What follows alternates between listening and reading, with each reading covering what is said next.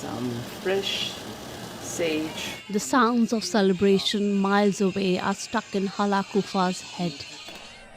These children in a video sent by a Gazan friend are celebrating the ceasefire between Israel and Hamas. And all the kids that were killed were kids like that.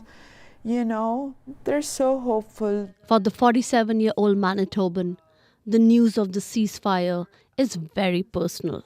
My parents, my grandparents, all my ancestors have lived in Palestine. Kofa is a Palestinian refugee who has lived in exile in Qatar since she was 2 years old. She immigrated to Winnipeg in 2023. In October of that year, war broke out in her ancestral homeland. All of Kofa's cousins and friends in Gaza were uprooted, and she was struck by survivor's guilt. Every day when I went into the shower and warm water poured on me, I felt guilty for having that. Every day when I put lunch on the table, I felt guilty for having that. She says what relatives in Gaza were experiencing was heartbreaking. We would wake up every day and say that we've seen the worst thing that could have been seen, to be proven wrong, that no, there was always worse.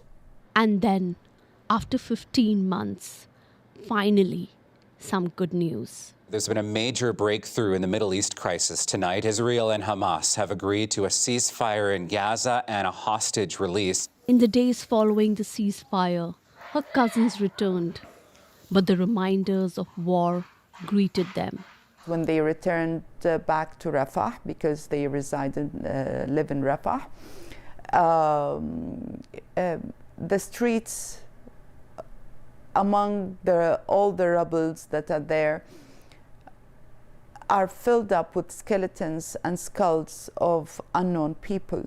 Still, they are determined to rebuild. This is my cousin's house. They are hopeful. People, even if they have one room remaining in their homes, they live in that room. They have their hopes, they have their wishes, they are dreaming of this. Had made people like see Palestine, realize what's been happening to them. Her dreams for the future are simple. To have a farm in Palestine and to have a warm cup of tea in a free Palestine. Zabina Ahmed, CBC News, Winnipeg.